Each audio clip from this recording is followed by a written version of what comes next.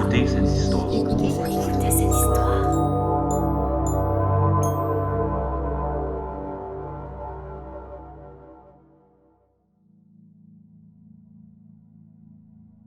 Debout, devant le miroir de la salle de bain, Léo fait couler l'eau tiède du lavabo et se regarde attentivement. Muni d'un appareil auditif à l'oreille droite, le trentenaire observe sa petite barbe brune de 3 jours, ainsi que ses yeux verts décorés de plusieurs cernes. Épuisé par les éprouvants derniers jours, il enlève ce qui lui permet d'entendre, le dépose sur la cuvette, puis recueille de l'eau dans ses mains pour se rafraîchir le visage.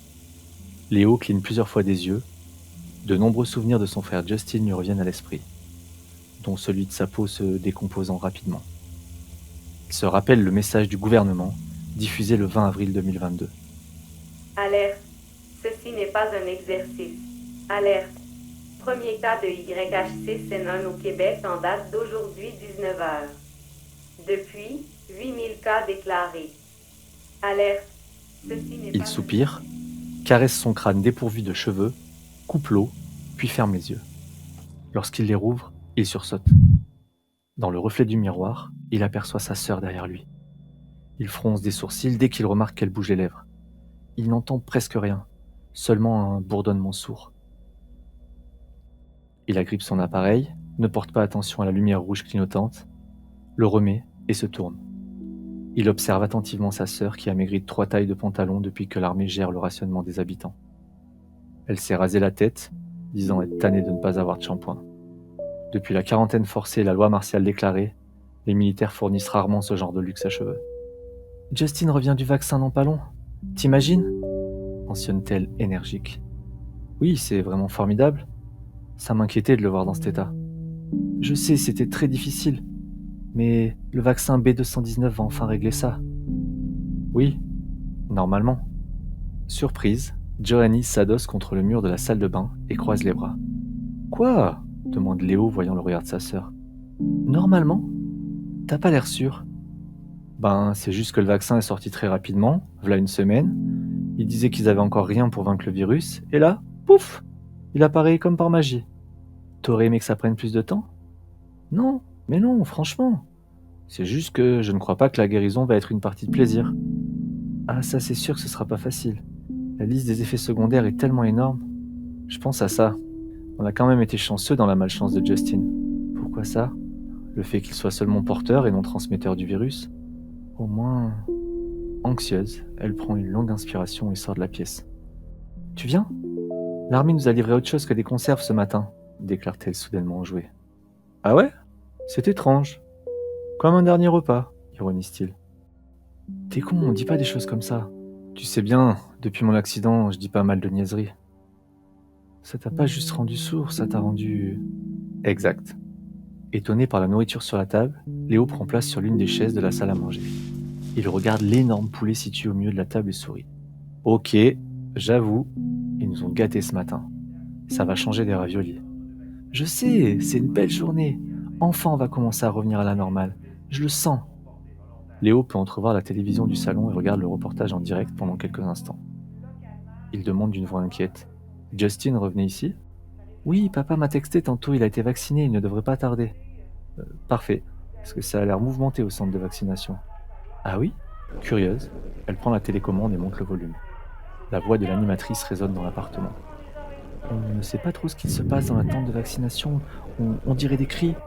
Un hurlement de rage résonne de la tente blanche. Johnny sent ses poils de bras se dresser rapidement. Frissonnante de terreur, elle s'approche de la télévision. Ce qu'elle voit l'intrigue. Plusieurs personnes s'enfuient d'où proviennent les hurlements. Un homme sort de la tente et fusille du regard l'animatrice. Son visage est ensanglanté et plusieurs bouts de chair pendouillent de sa bouche. Il se rue en sa direction en hurlant. Wow, c'était quoi ce cri-là, s'écrie Léo. C'était... plus rien. Aucun son. Rien d'autre qu'un bourdonnement sourd. Léo a l'impression d'avoir plongé la tête à l'intérieur d'un bocal d'eau. Plus de batterie ! Énervé, il enlève son dispositif et se met en marche en direction de sa chambre. Mais c'est aussitôt qu'il aperçoit sa sœur faire de grands signes de salutation vers la porte d'entrée de l'appartement. Souriant, Léo s'avance vers le nouveau venu, pointant son oreille en espérant faire comprendre qu'il ne les entend pas. Justin court en direction de la salle de bain, bouscule violemment son frère et pénètre dans la pièce. Léo regarde les membres de sa famille d'un air perplexe. « Johnny imite quelqu'un qui vomit. Justin soupire bruyamment. Ça commence déjà, songe Léo, découragé. Il branche son appareil à la prise murale et retourne avec les siens. Entre le salon et la salle à manger, Johnny et leur père observent la télévision. Ils semblent apeurés par ce qu'ils voient. Curieux, Léo avance vers eux, mais Johnny pointe le doigt dans sa direction. Il s'arrête, s'observe de la tête aux pieds et lance un regard énervé vers sa sœur qui hurle sur lui. « Pourquoi elle me crie après ?» pense-t-il. Il se tourne lentement vers la salle de bain et découvre Justin debout dans le cadre de porte. Dégoulinant de sueur et de vomi, le malade les dévisage. Ses yeux bruns grands ouverts sont remplis de rage et de haine, et son expression faciale trahit une violente douleur. Il tente visiblement de parler, sans y parvenir. Aucun son ne sort de sa bouche qui s'ouvre et se referme lentement. Subitement, Justin se frappe hargneusement le visage avec ses poings jusqu'à ce qu'un hurlement digne d'un démon ne sorte de sa bouche. Il n'arrête plus de crier tout en se frappant. Vision d'horreur, Léo recule. Derrière cet acte, une forte tristesse se perçoit. Visiblement, son frère souffre d'une insoutenable douleur. Sans crier gare, Justin se rue sur Léo et le jette par terre. Gagné par un courage soudain, le paternel se mêle à la bagarre, avant que Justin ne le frappe de toutes ses forces au visage et lui saute à la gorge. L'homme, plus âgé, tente de repousser son fils, mais c'est impossible. Les larmes aux yeux, il sent les mains de Justin pénétrer dans sa bouche, le cingler en force ouverture par le haut et par le bas. Le père rage de douleur. Son fils lui désarticule la mâchoire en hurlant au visage de son père qui se débat. Justin, prenant plaisir à voir souffrir son père, lui disloque la mâchoire d'un coup sec. Léo tente d'aider son paternel, mais se fait mordre au bras par son frère. Le furax continue de frapper violemment le visage du père en hurlant comme un déchaîné. Rapidement, Léo retire son bras des dents de Justin. Une brûlure lui traverse alors tout le corps. Une bouffée soudaine d'adrénaline le fait bondir pour se relever. Il doit retourner aider son père, mais rien ne bouge. Il perd le contrôle de son propre corps et sent une colère subite l'envahir. Une haine si puissante qu'il ne peut retenir ses hurlements avant de fusiller sa sœur du regard. Il n'a désormais plus qu'une seule envie, lui ôter la vie. Léo essaie vainement de se retenir, mais impossible. Son corps bout, il doit détruire sa sœur. Sitôt, Justin tourne la tête brusquement vers la porte d'entrée. Léo regarde à son tour, une femme s'y trouve, armée d'un pistolet. Il reconnaît sa voisine policière, tente de lui parler, mais Léo sent ses jambes bouger, toute seule, en direction de la nouvelle venue. Il avance. Un flash apparaît devant ses yeux et... plus rien.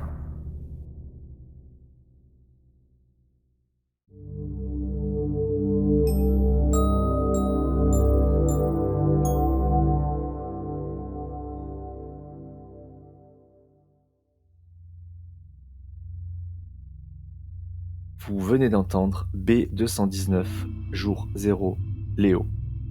Une nouvelle 100% inédite de Dave Turcotte-Lafont. Narration, Mehdi Marion. Sound design, Meryl M. Réalisation, Mehdi Marion. Merci d'avoir écouté cette histoire. Si le style de cet auteur vous plaît, vous trouverez les liens vers son univers, son actualité et ses livres dans la description de cet épisode. Si ce podcast vous a fait du bien, vous pouvez nous soutenir et découvrir d'autres nouvelles d'auteurs francophones. Abonnez-vous, offrez-nous des étoiles sur Apple Podcast, commentez et n'oubliez pas que les meilleures histoires se partagent. Merci beaucoup, à très bientôt.